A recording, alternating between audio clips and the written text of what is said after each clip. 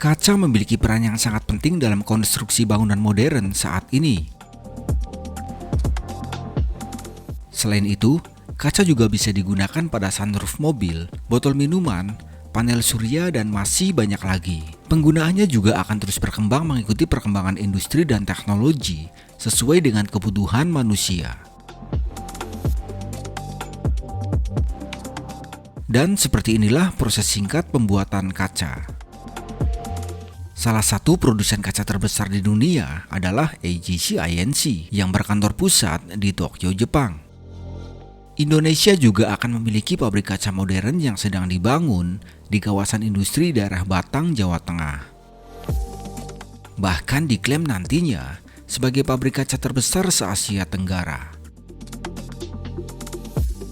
Saat ini, sekitar lebih dari 90% kaca di dunia dibuat dengan metode floating glass atau kaca apung.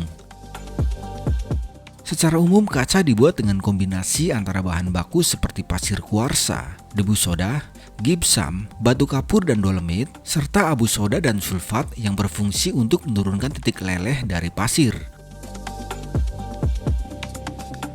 Kemudian terdapat juga bahan dari pecahan kaca yang dihasilkan dari kaca yang cacat produksi dan limbah kaca. Dengan bahan pecahan kaca ini, pabrik bisa mengurangi kebutuhan bahan baku untuk pembuatan kaca sekitar 15%. Pada tahap pertama dalam pembuatan kaca, semua material atau bahan baku dipindahkan melalui conveyor untuk dimasukkan ke silo penyimpanan.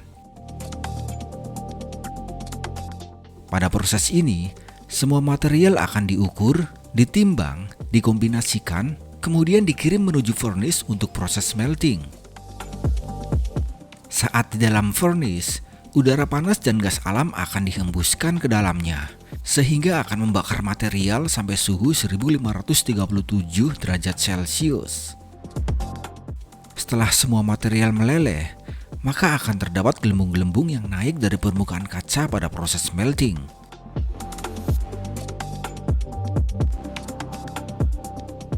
Kemudian cairan kaca akan diarahkan ke forming chamber melalui kanal untuk proses thin bed. Pada proses thin bed, kaca cair akan berada di atas bak timah, dan pada saat cairan kaca mulai mengeras, maka kaca akan menjadi rata mengikuti permukaan timah.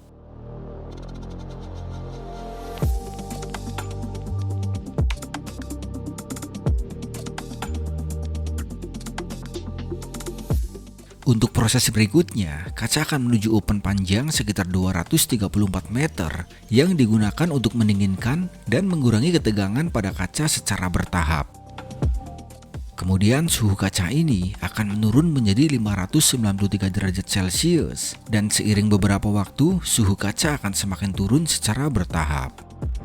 Selanjutnya, kaca tersebut akan dibawa ke bagian pemotongan kaca dengan ukuran yang sudah ditentukan secara akurat.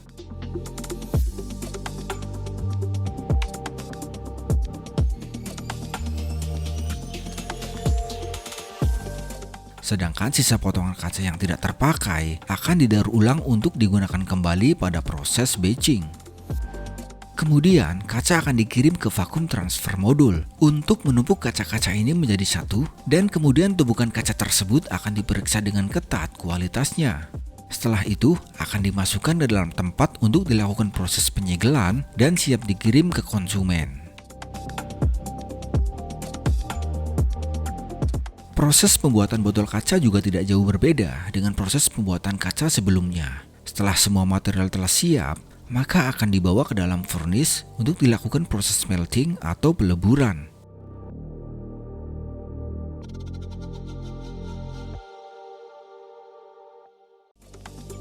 Setelah meleleh, kaca cair akan masuk ke dalam orifice ring yang memiliki fungsi untuk mengatur diameter dari kaca cair. Hasil lelehan kaca yang keluar dari orifice ring tersebut kemudian akan dipotong dengan bentuk silinder.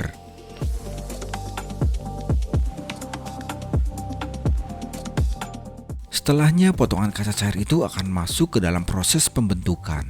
Dalam proses pembentukannya, kaca cair itu akan dimasukkan ke bagian khusus mesin pencetak, kemudian ditekan dan ditiup menggunakan mesin khusus, sehingga cairan itu akan membentuk menjadi botol kaca.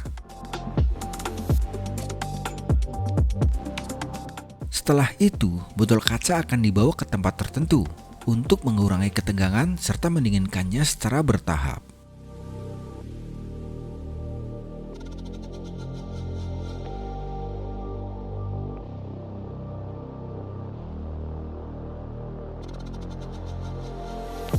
Selanjutnya, botol-botol yang sudah berhasil di-stak itu akan diinspeksi dengan ketat kualitasnya, dan apabila terdapat botol yang tidak sesuai spesifikasi, maka akan didaur ulang untuk menjadi bahan material kembali.